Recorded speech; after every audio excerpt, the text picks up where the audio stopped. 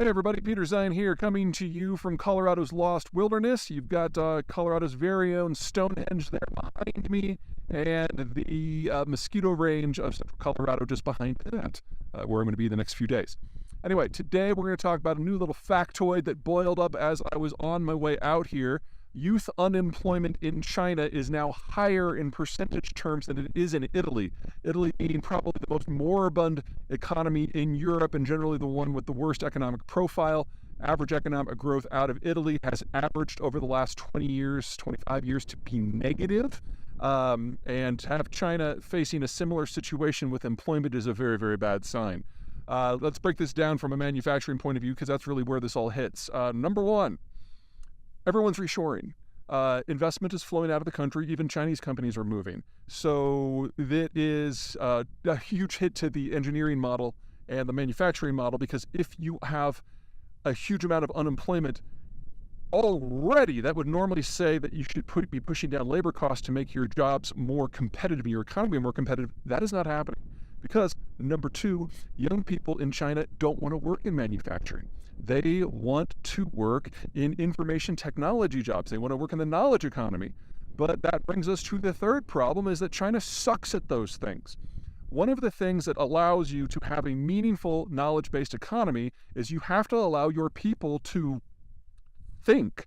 And when you've got a state that specifically cracks down on any sort of independent discourse on anything, and has now reached to the point that foreigners can't even access economic data, like weather data, you cannot possibly train up a mass employment system where everyone is capable of value-added knowledge work.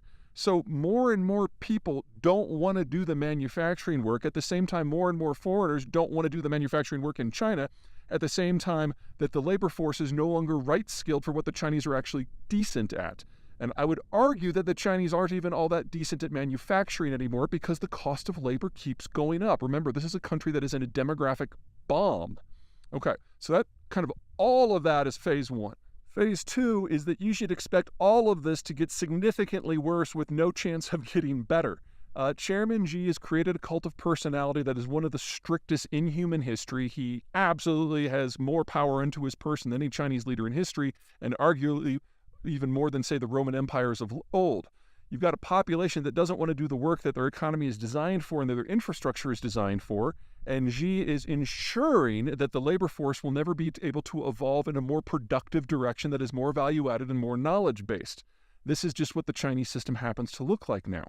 But third, and perhaps most importantly, and maybe a little sexy, is the last time the Chinese had this sort of disconnect between labor quality and the economic structure of the economy overall. You had a lot of very young people who thought they were going into the knowledge businesses who suddenly discovered those jobs were never going to be available, and they got together and they went on a long walk together and they had some protests. Now, in China, this has been suppressed, but the rest of the world knows this is the Tiananmen Square protest that ultimately led to the massacres around 1989 to 1992, triggering the change in the political system that has proceeded until now. Only this time, instead of having a number of factions within the Chinese system who can come together with a compromise system to play it forward, led by, at the time, Deng Xiaoping, this time anyone who has any independent power has been utterly destroyed by Chairman Xi Jinping. So if we do get a break because of this, this is it. This is the end.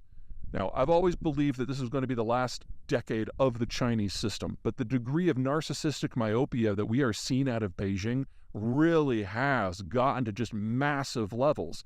And now that we're having massive disconnects within the employment system, it's only a matter of time before that translates into massive disconnects in the economic system as a whole, and that cannot happen without a political after effect. I don't want to suggest that this is the end, but this is how ends begin. Take care.